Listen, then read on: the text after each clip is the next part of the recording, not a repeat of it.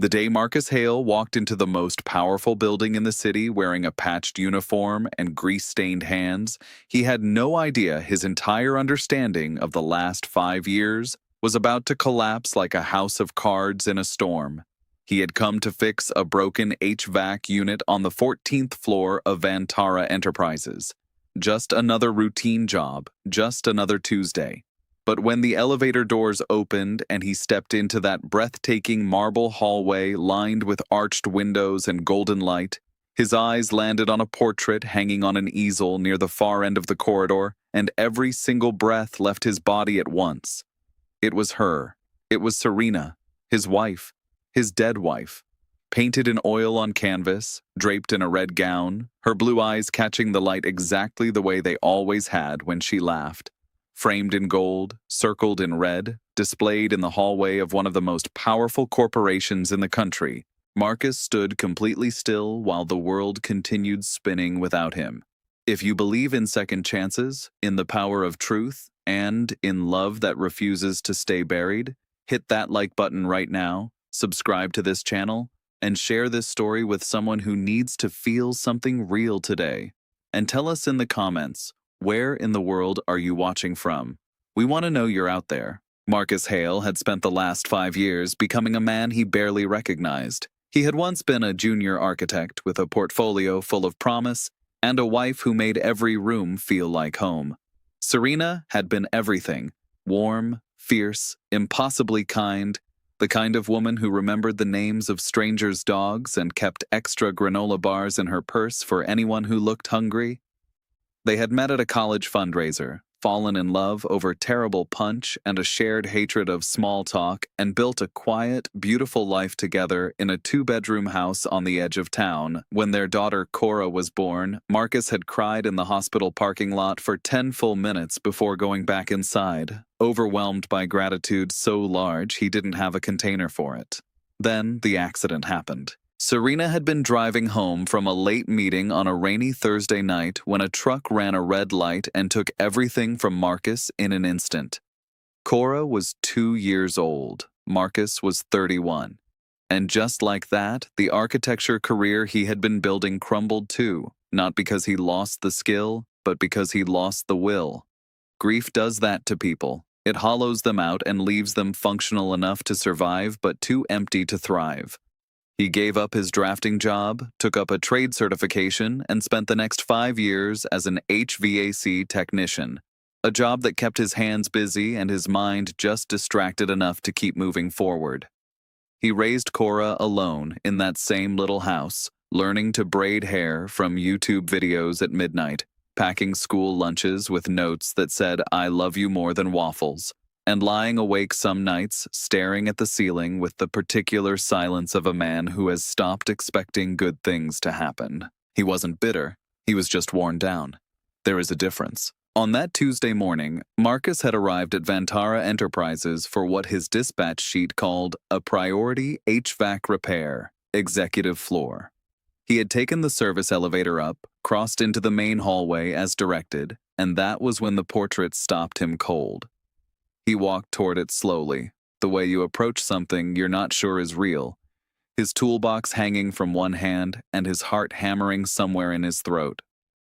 The woman in the portrait wore a red off-shoulder gown and a pearl necklace. Her hair was swept up in that elegant knot Serena used to call her pretending to be fancy look. Her eyes, those particular pale blue eyes that Cora had inherited, stared out from the canvas with the quiet confidence of someone who knew exactly who she was.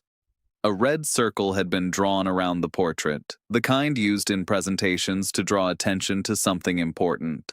Marcus reached out and touched the gilded frame, and his fingers trembled. He was still standing there, unmoving, when a voice behind him said his name. He turned to find a woman in a white wrap dress watching him from several feet away. She was older, perhaps 60, with silver hair cut in a precise bob and the kind of posture that speaks of boardrooms and decades of hard-won authority. But her face, in that moment, was not the face of a CEO. It was the face of someone who had been waiting a very long time for something they weren't sure would ever come. Her name, as Marcus would soon learn, was Heloise Vantara, founder and chief executive of Vantara Enterprises, a logistics and infrastructure company worth somewhere in the neighborhood of $4 billion. She was not supposed to be on this floor today. She had been drawn here by a report from her assistant that a maintenance worker had stopped in front of the portrait and hadn't moved for several minutes. What unfolded in the next hour was not a conversation so much as a slow, careful excavation of the truth. Heloise asked Marcus to follow her into the glass-walled conference room adjacent to the hallway. She closed the door herself and sat across from him without calling for anyone, without summoning an assistant or a lawyer or a PR manager. She looked at him across the polished table and asked him quietly and directly how he had known Serena. Marcus told her. He explained that Serena had been his wife, that she had died 5 years ago, that they had a daughter named Cora who was now 7 and who had her mother's exact eyes. He spoke without drama, just facts delivered in the careful, measured voice of a man who has told the painful parts of his story enough times that he has learned to say them without breaking apart in public. Heloise listened without interrupting. When he finished, she was quiet for a long moment, and then she said something that made the floor feel unsteady beneath him. She told him that the woman in the portrait was not named Serena. Her name had been Adrienne Vantara, and she had been Eloise's daughter. Marcus heard the words. He understood them individually, but they refused to assemble themselves into any shape that made sense. Heloise opened a folder on the table in front of her, a folder she had apparently retrieved from somewhere, or perhaps kept close, and slid a photograph across the surface toward him. It showed a young woman in her mid-20s, laughing at something off-camera, wearing a sundress and sandals in what looked like a coastal town. She had pale blue eyes. She had Cora's nose. She had Serena's laugh lines, the ones that appeared even in still photographs somehow, lines that suggested a person who found the world genuinely funny. Marcus looked at the photograph for a long time. Then he looked up at Heloise and asked the question that had been building in his chest since the moment he first saw the portrait. Who was she, really? What Heloise told him over the next 40 minutes rearranged everything Marcus thought he had understood about his wife and his life. Adrienne Vantara had grown up in wealth and structure and suffocating expectation. She had been raised to inherit the company, to be a certain kind of person, to perform a certain kind of life. By her early 20s, she had become desperate in the quiet, invisible way that people with everything on paper can become desperate, not for money or safety, but for realness, for a life that felt like her own choosing. At 24, she had done something that Eloise had spent years being furious about and had only recently begun to understand. Adrienne had walked away. She had taken almost nothing, constructed a new name from the middle names of 2 childhood friends, and become Serena Cole. She had moved to a different city, taken a modest job at a nonprofit, met a junior architect at a fundraiser, and built exactly the small, warm, genuine life she had been starving for. Eloise had hired investigators. She had found her daughter eventually, had known, for years before the accident, roughly where Adrienne was and how she was living. But Adrienne had made it clear through a single letter, delivered through a mutual acquaintance, that contact would end whatever fragile peace she had found. Eloise, who was not by nature a woman who accepted conditions, had accepted this one. She had kept her distance. She had watched from far enough away to know that her daughter was happy, that she had married, that she had a child. She had not known Marcus's name or where they lived exactly. She had not known the details. And then one Thursday night, rain and a red light and a truck had erased all possibility of reunion, and Heloise Vantara had spent the last 5 years running a $4 billion company with a portrait of her daughter on an easel in a hallway because she could not bear to put it somewhere she couldn't see it every day. Marcus sat in that conference room and tried to hold all of this at once. He thought about Serena, about Adrienne, about every small mystery he had quietly cataloged over their years together. The way she flinched slightly when people asked about her family, the way she changed the subject with practiced smoothness when childhood came up, the way she had cried once, unexpectedly while watching a documentary about estranged families and had refused to explain why. He had loved her too much to push and trusted her too much to suspect. Now he understood that what he had read as private grief was actually the particular ache of a person who had chosen freedom over belonging and spent years making peace with the cost of that choice. He was not angry, he was astonished. And underneath the astonishment was something softer and more complicated. A strange, aching gratitude that Serena, or Adrienne, had found her way to him. That whatever she had run from had led her eventually to a fundraiser with terrible punch and to a man who loved her and to a daughter with pale blue eyes. Whatever she had left behind, she had built something real. Marcus had been part of the real life she chose. There was something profoundly moving about that, even now, even here, sitting across from the mother-in-law he had never known he had. Eloise, for her part, was working very hard to maintain her composure and not entirely succeeding. She had spent 5 years mourning her daughter from a distance she herself had enforced. She had spent those same years wondering about the family Adrienne had made, the husband, the child she had glimpsed in the edge of an investigator's photograph once.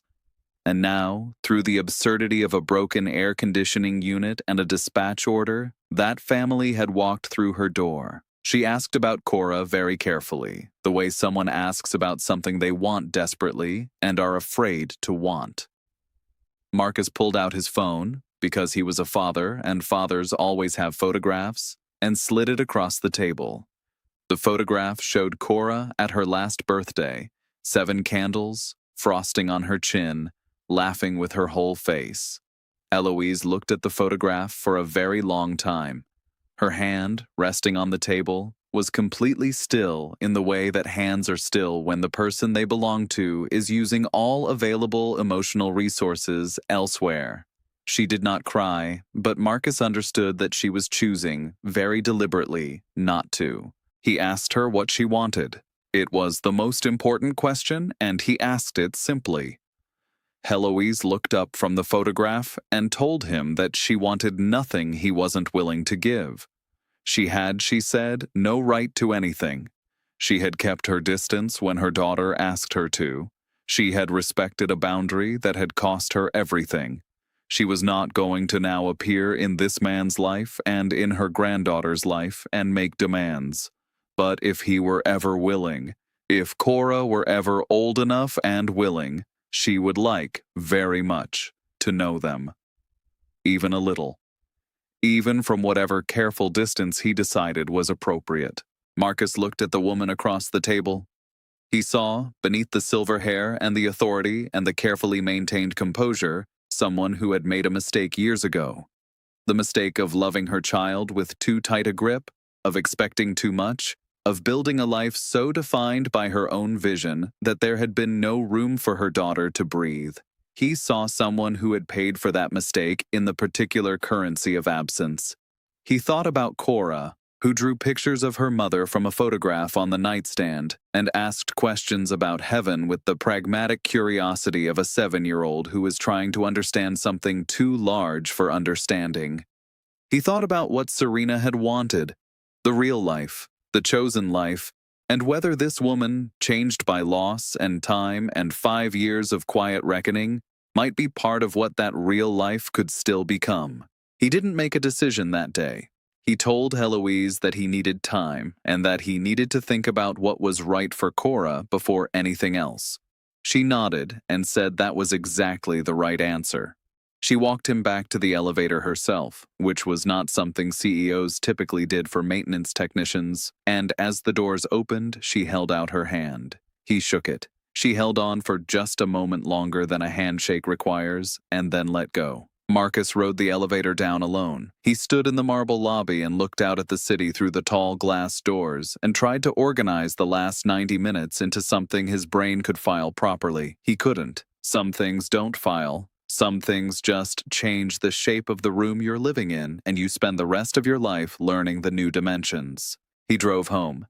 He picked Cora up from school. He made pasta for dinner and listened to her talk about a disagreement over the rules of a game at recess. and he watched her face, her mother's face, her grandmother's face, and felt the strange, vertiginous sensation of seeing a person clearly for the first time, even though you've been looking at them for years. That night, after Cora was asleep, Marcus sat at the kitchen table and took out a piece of paper.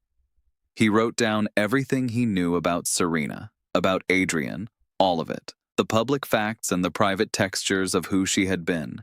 And at the bottom of the page, he wrote a single question. What would she have wanted in the end? He thought he knew the answer. Serena had run from something, yes, but she had also, in the last year of her life, begun asking questions about her family in the indirect, circling way of someone working up to something.